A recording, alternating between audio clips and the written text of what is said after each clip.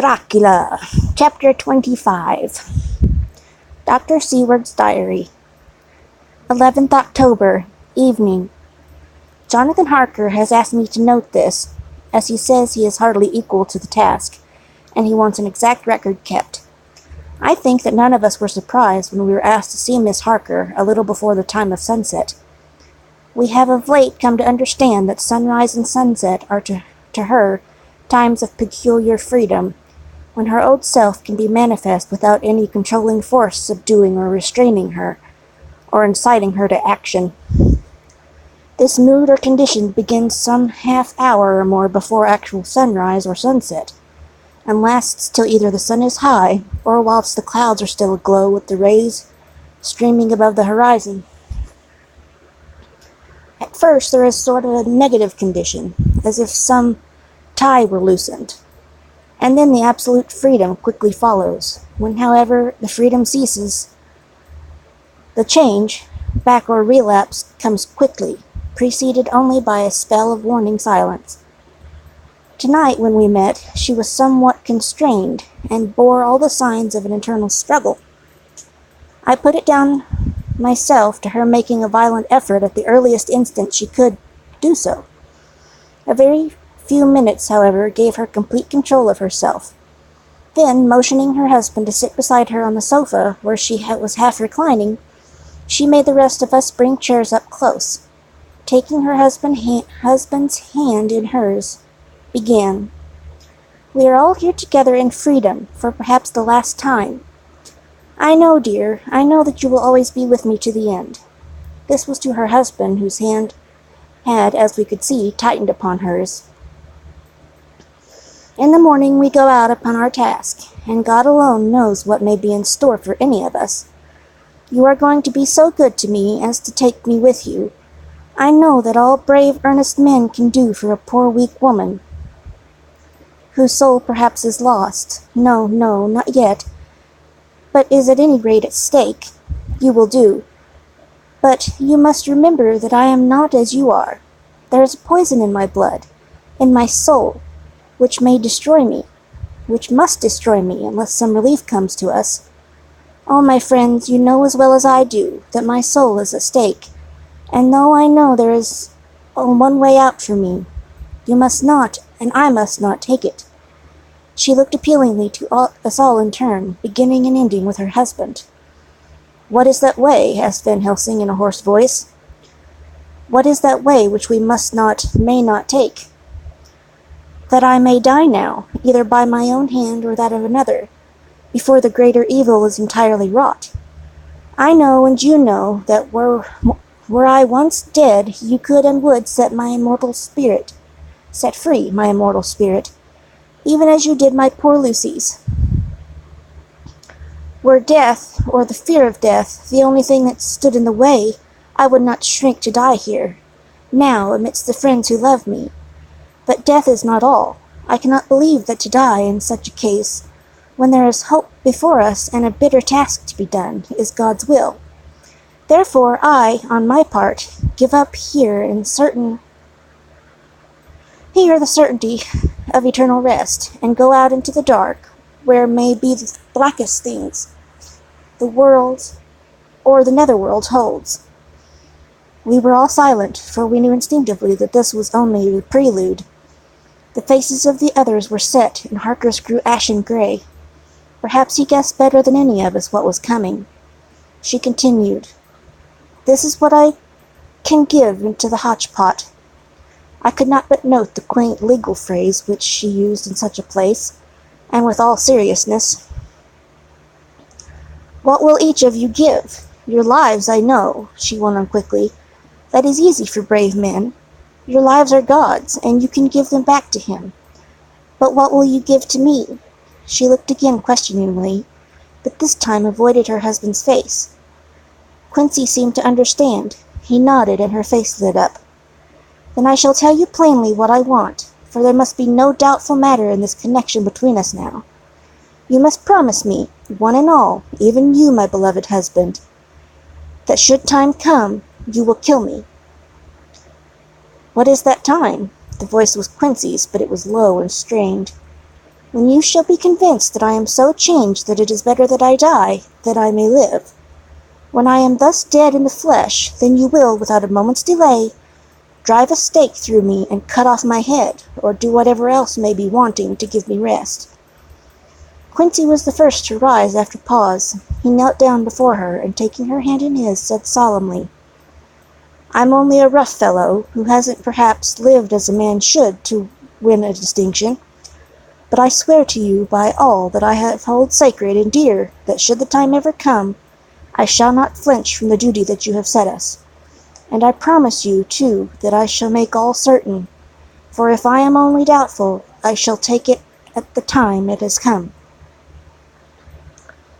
"My true friend," was all she could say amid her fast-falling tears, as bending over, she kissed his hand. "I swear the same, my dear Madam Mina," said Van Helsing. "And I," said Lord Godalming, each of them in turn kneeling to her to take the oath. "I followed myself." Then her husband turned to her wan-eyed and with greenish pallor, which subdued the snowy whiteness of his hair, and asked, "And must I, too, make such a promise, O my wife?" "You too, my dearest," she said with infinite yearning of pity in her voice and eyes. "You must not shrink. You are nearest and dearest, and all the world to me. Our souls are knit into one, for all life and all time. Think, dear, that there have been times when brave men have killed their wives and their womankind to keep them from falling into the hands of the enemy. Their hands did not falter any the more because those that they loved implored them to slay them. It is men's duty toward those whom they love in such times of sore trial. And oh, my dear, if it is to be that I must meet death at any hand, let it be at the hand of him that loves me best. Dr. Van Helsing, I have not forgotten your mercy in poor Lucy's case to him who loved." She stopped with a flying blush, and changed her phrase. "To him who had best right to give her peace. If that time shall come again, I look to you to make it a happy memory of my husband's life, that it was his loving hand which set me free from the awful thrall upon me." "Again I swear," came the professor's resonant voice. Miss Harker smiled, positively smiled, as with a sigh of relief she leaned back and said, "And now one word of warning, a warning which you must never forget. This time, if it ever come, may come quickly and unexpectedly, and in such case you must lose no time in using your opportunity. At such a time myself might be, nay, if time ever comes, shall be, leagued with your enemy against you.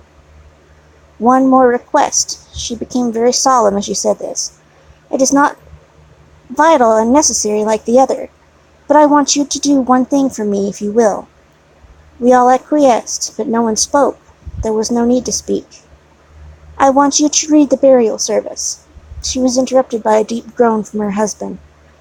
Taking his hand in hers, she held it over her heart, and continued, "You must read it over me some day. Whatever may be the issue of all this fearful state of things, it will be a sweet thought to all or some of us. You, my dearest, will I hope read it, for then it will be in your voice in my memory forever, come what may." "But oh, my dear one," he pleaded, "death is far off from you." "Nay," she said, holding up a warning hand. "I am deeper in death at this moment than if the weight of an earthly grave lay heavy upon me." "Oh, my wife, must I read it?" he said before he began. "It would comfort me, my husband," was all she said, and he began to read when she had got the book ready. How could anyone tell of that strange scene? Its solemnity, how do we say that? Its gloom, its sadness, its horror, and withal its sweetness. Even a skeptic, who can see nothing but a travesty of bitter truth in anything holy or emotional, would have been melted to the heart had he seen that little group of loving and devoted friends kneeling around that stricken and sorrowing lady, or heard the tender passion of her husband's voice, as in tones so broken with emotion that often he had to pause. He read the simple and beautiful service from the burial of the dead. I cannot go on. Words and the voice fail me. She was right in her instinct. Strange as it all was, bizarre as it may hereafter seem, even to us who felt its potent influence at the time, it comforted us much. And the silence, which showed Miss Harker's coming relapse from her freedom of soul, did not seem so full of despair to any of us as we had dreaded. Jonathan Harker's Journal, 15th October, Varna. We left Charing Cross on the morning of the 12th, got to Paris the same night, and took the places secured for us in the Orient Express. We travelled night and day, arriving here about 5 o'clock. Lord Godalming went to the consulate to see if any telegram had arrived for him, whilst the rest of us came on to this hotel, the Odysseus. The journey may have incidents. I was, however, too eager to get on, to care for them. Until the Tsarina Catherine comes into port, there will be no interest for me in anything in the wide world. Thank God, Mina is well, and looks to be getting stronger. Her color is coming back. She sleeps a great deal. Throughout the journey she slept nearly all the time. Before sunrise and sunset, however, she is very wakeful and alert, and it has become a habit for Van Helsing to hypnotize her at such times. At first, some effort was needed, and he had to make many passes, but now she seems to yield at once, as if by habit, and scarcely any action is needed. He seems to have power at these particular moments to simply will, and her thoughts obey him. He always asks her what she can see and hear, and she answers to the first, "Nothing, all is dark," and to the second, "I can hear the waves lapping against the ship and the water rushing by. Canvas and cordage strain, and masts and yards creak. The wind is high, I can hear it in the shrouds, and the bow throws back the foam." Bow throws back the foam. It is evident that the Tsarina Catherine is still at sea, hastening on her way to Varna. Lord Godalming has just returned. He had 4 telegrams, one each day since we started, and all to the same effect, that the Tsarina Catherine had not been reported to Lloyd's from anywhere. He had arranged before leaving London that his agent should send him every day a telegram, saying if the ship had been reported. He was to have a message even if she were not reported, so that he might be sure that there was a watch being kept at the other end of the wire. We had dinner and went to bed early. Tomorrow we are to see the vice-consul, and to arrange, if we can, about getting on board the ship as soon as she arrives. Van Helsing says that our chance will be to get on the boat between sunrise and sunset. The Count, even if he takes the form of a bat, cannot cross the running water of his own volition, and so cannot leave the ship. As he dare not change to man's form without suspicion, which he evidently wishes to avoid, he must remain in the box. If then we can come on board after sunrise, he is at our mercy, for we can open the box and make sure of him, as we did of poor Lucy, before he wakes. What mercy he shall get from us will not count for much. We think that we shall not have much trouble with officials or the seamen. Thank God. This is the country where bribery can do anything, and we are well supplied with money. We have only to make sure that the ship cannot come into port between sunset and sunrise without our being warned, and we shall be safe. Judge Moneybag will settle this case, I think. 16th October. Mina's report still the same, lapping waves and rushing water, darkness and favoring winds. We are evidently in good time, and when we heard of the Tsarina Catherine, we shall be ready. As she must pass the Dardanelles, we are sure to have some report. 17 October. Everything is pretty well fixed now, I think, to welcome the Count on his return from his tour. Godalming told the shippers that he fancied that the box sent aboard might contain something stolen from a friend of his, and got a half consent that he might open it at his own risk. The owner gave him a paper telling the captain to give him every facility in doing whatever he chose on board the ship, and also a similar authorization to his agent at Varna. We have seen the agent, who was much impressed with Godalming's kindly manner to him, and we are all satisfied that whatever he can do to aid our wishes will be done. We have already arranged what to do in case we get the box open. If the Count is there, Van Helsing and Seward would cut off his head at once and drive a stake through his heart.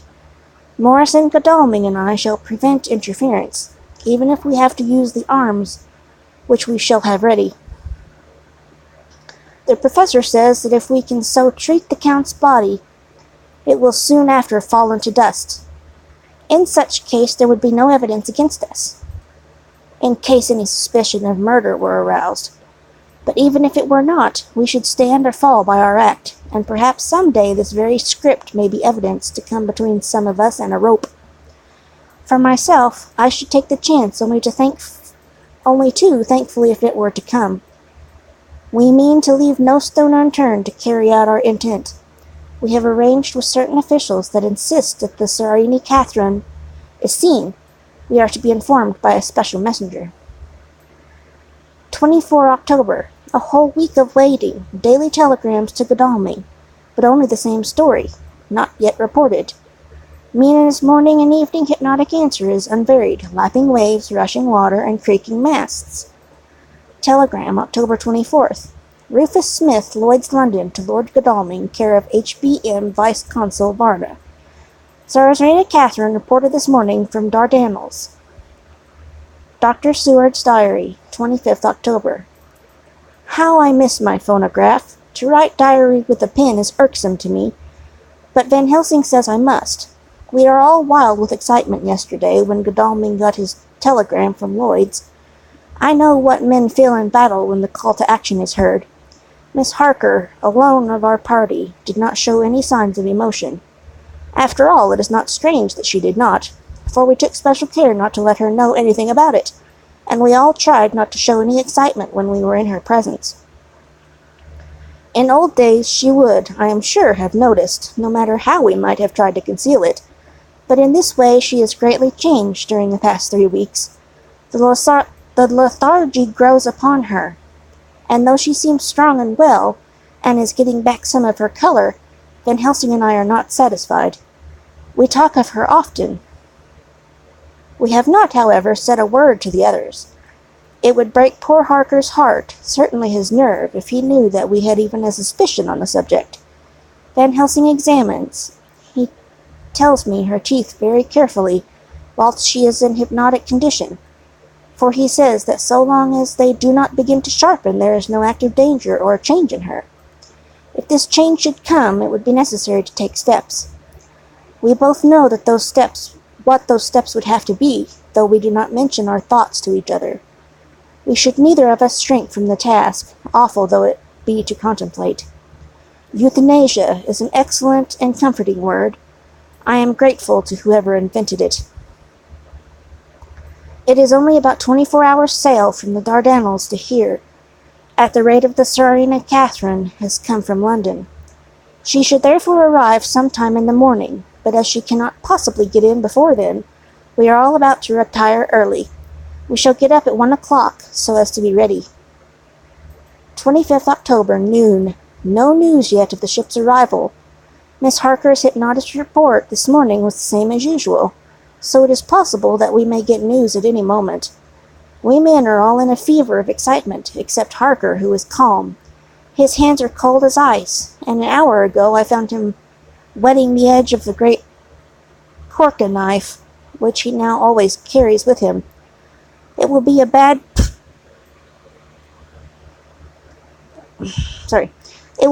lookout for the Count if the edge of that kukri ever touches his throat, driven by that stern, ice-cold hand. Van Helsing and I were a little alarmed about Miss Harker today. About noon she got into a sort of lethargy which we did not like. Although we kept silent to the others, we were neither of us happy about it. She had been restless all morning, so that we were at first glad to know that she was sleeping. When, however, her husband mentioned casually that she was sleeping so soundly that he could not wake her, we went to her room to see for ourselves. She was breathing naturally and looked so well and peaceful that we agreed that the sleep was better for her than anything else.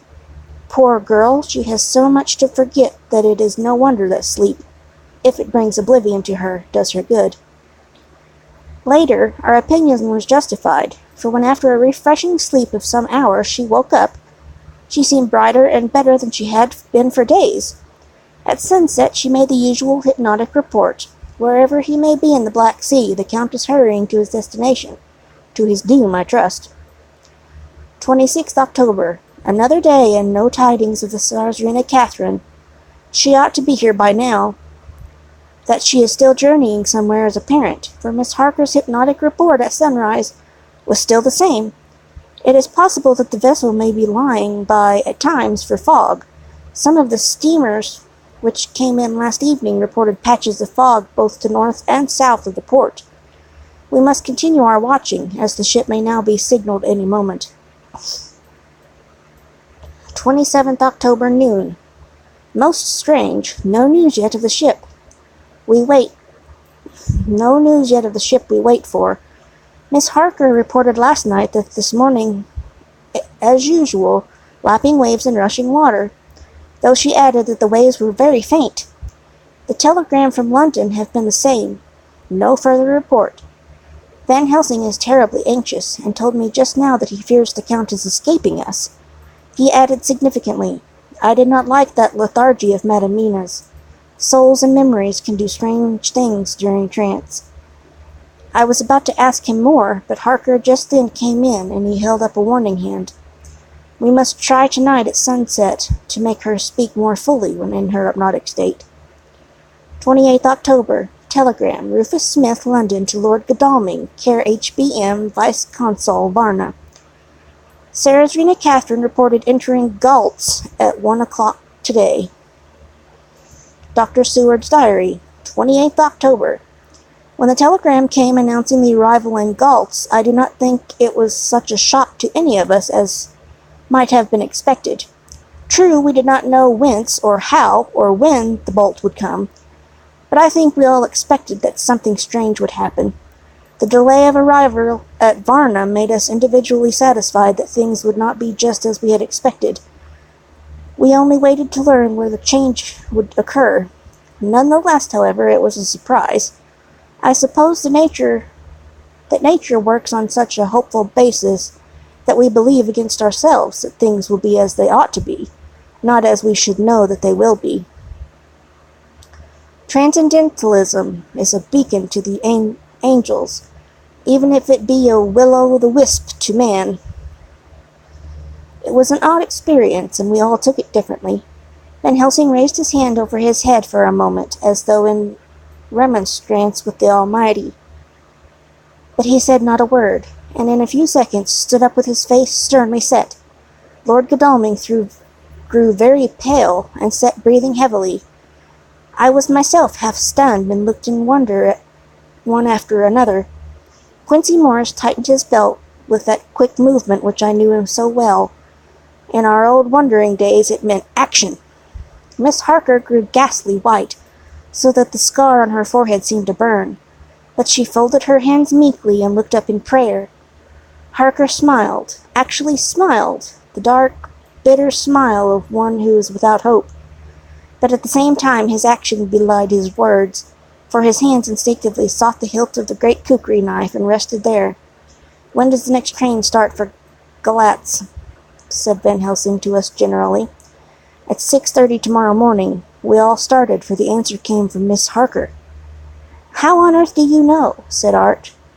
You forget, or perhaps you do not know, though Jonathan does, and so does Dr. Van Helsing, that I am the train fiend. At home in Exeter I always used to make up the timetables, so as to be helpful to my husband. I found it so useful sometimes that I always make a study of the timetables now. I knew that if anything were to take us to Castle Dracula, we should go by Galatz, or at any rate through Bucharest, so I learned the times very carefully. Unhappily, there are not many to learn, as the only train tomorrow leaves as I say. Wonderful woman, murmured the professor. Can't we get a special? Asked Lord Godalming. Van Helsing shook his head. I fear not. This land is very different from yours or mine. Even if we did have a special, it would probably not arrive as soon as our regular train. Moreover, we have something to prepare. We must think. Now let us organize. You, friend Arthur, go to the train and get the tickets, and arrange that all be ready for us to go in the morning.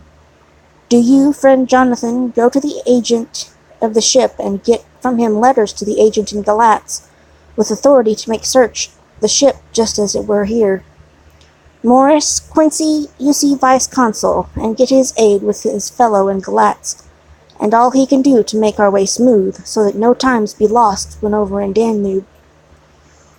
John will stay with Madam Mina and me, and we shall consult. For so if time be long, you may be delayed, and it will not matter when the sun sets, since I am here with Madam to make report. And I, said Miss Harker brightly, and more like her old self than she had been for many a long day, shall try to be of use in all ways. I think and write for you as I used to.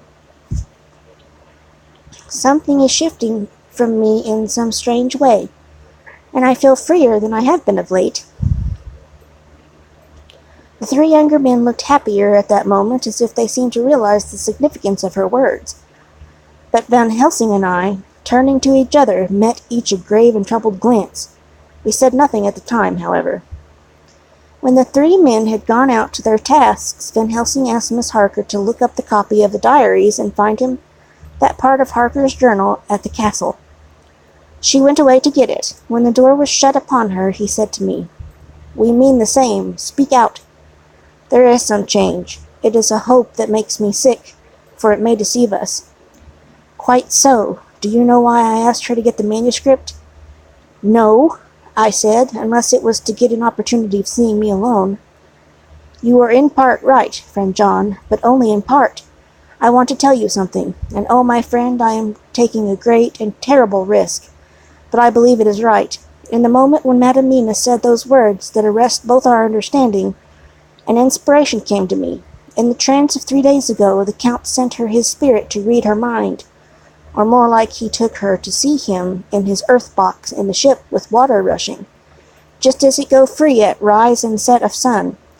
He learn that we are here, for she have more to tell in her open life with eyes to see and ears to hear than he shut, as he is in his coffin box.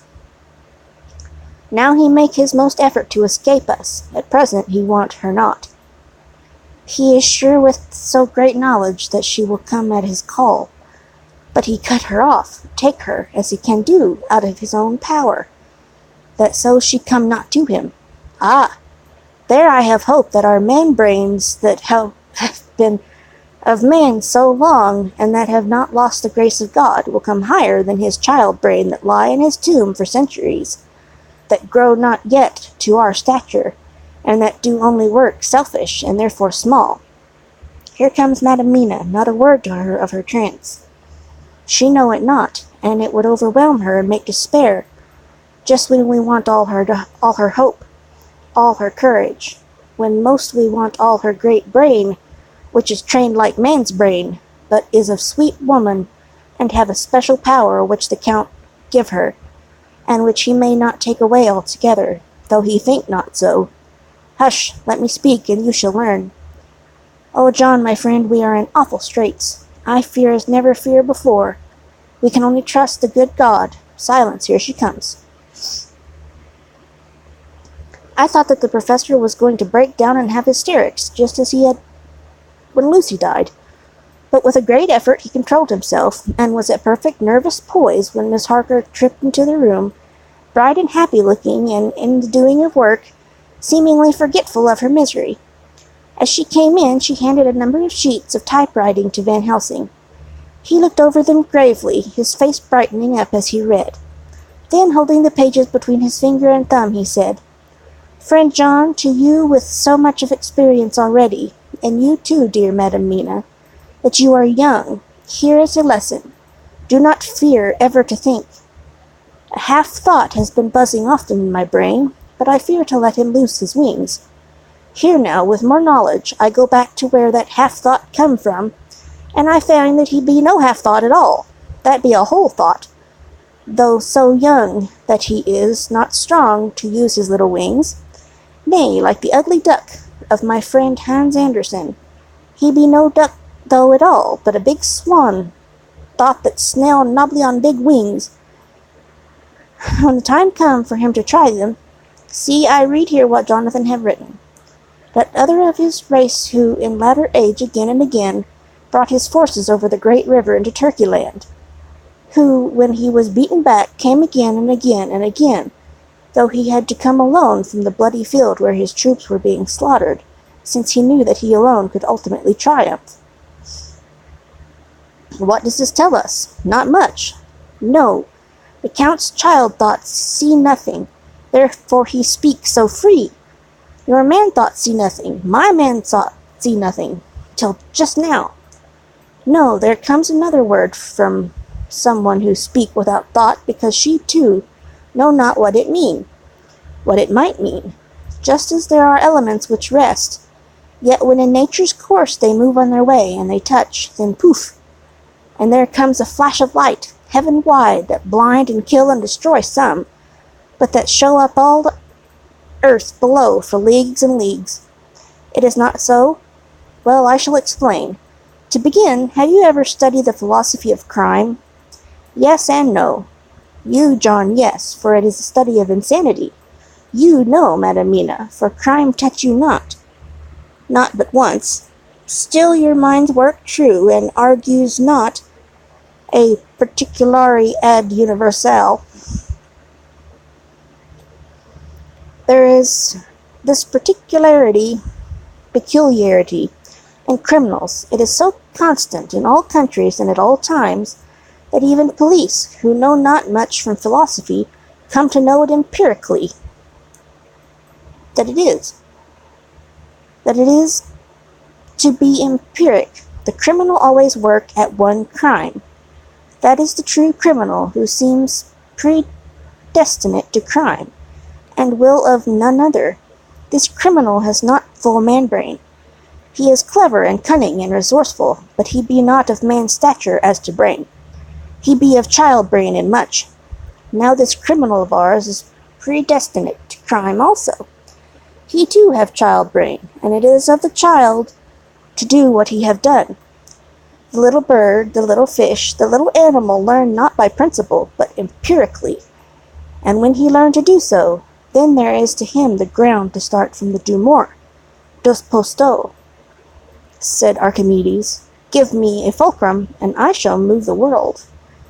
To do once is the fulcrum whereby child-brain becomes man-brain, and until he have the purpose to do more, he continue to do the same again every time, just as he have done before. Oh, my dear, I see that your eyes are opened, and that you the lightning flash show all the leagues.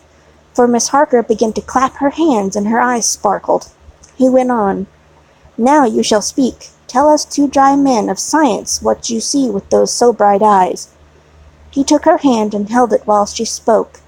His finger and thumb closed on her pulse, as I thought instinctively and unconsciously, as she spoke. The Count is a criminal, and of criminal type. Nordu and Labroso would so classify him, and qua criminal, he is of imperfectly formed mind. Thus in difficulty he has to seek resource in habit. His past is a clue, and the one page of it that we know, that from his own lips, tell that once before, when in what Mr. Morris would call a tight place, he went back to his own country from the land he had tried to invade, and thence, without losing purpose, prepared himself for a new effort. He came again better equipped for his work, and won. So he came to London to invade a new land. He was beaten, and when all hope of success was lost, and his existence in danger, he fled back over the sea to his home, just as formerly he had fled back over the Danube from Turkeyland. Good, good, oh, you so clever lady, said Van Helsing enthusiastically, as he stooped and kissed her hand. A moment later he said to me, as calmly as though we had been having a sick-room consultation, 72 only, and in all this excitement, I have hope. Turning to her again, he said with keen expectation, But go on, go on. There is more to tell, if you will. Be not afraid. John and I know. I do in any case, and shall tell you if you are right. Speak without fear. I will try to, but you will forgive me if I seem egotistical. Nay, fear not. You must be egotist, for it is you that we think. Then, as he is a criminal, he is selfish, And as his intellect is small and his action is based on selfishness, he confines himself to one purpose. That purpose is remorselessness. As he fled back over the Danube, leaving forces to be cut to pieces, so now he is intent on being safe, careless of all. So his own selfishness frees my soul somewhat from the terrible power which he acquired over me on that dreadful night. I felt it. Oh, I felt it. Thank God for his great mercy. My soul was freer than it had been since that awful hour. And all that haunts me is a fear lest in some trance or dream he may have used my knowledge for his ends. The professor stood up. He has so used your mind, and by it he has left us here in Varna, whilst the ship that carried him rushed through the enveloping fog up to Galatz, where doubtless he had made preparation for escaping from us. But his child mind only saw so far, and it may be that, as ever in its God's province, the very thing that the evildoer most reckoned on for his selfish good turns out to be his chiefest harm. The hunter is taken in his own snare, as the great psalmist says, for now that he think he is free from every trace of us all, and that as he has escaped us with so many hours to him, then his selfish child brain will whisper him to sleep. He think, too, that as he cut himself off from knowing your mind, there can be no knowledge of him to you. There is where he fail. That terrible baptism of blood which he give you make you free to go to him in spirit, as you have as yet done in your times of freedom. When the sun rise and set, at such times you go by my volition, and not by his. And this power to good of you and others, as you have won from your suffering at his hands. This is now all the more precious that he know it not, and to guard himself have even cut himself off from his knowledge of our ware. We, however, are not selfish, and we believe that God is with us through all this blackness, and these many dark hours. We shall follow him, and we shall not flinch, even if we peril ourselves that we become like him. Friend John, this has been a great hour, and it have done much to advance us on our way. You must be scribe and write him all down, so that when the others return from their work, you can give it to them. Then they shall know as we do. And so I have written it whilst we wait their return, and Miss Harker has written with her typewriter all since she brought 2 MS to us.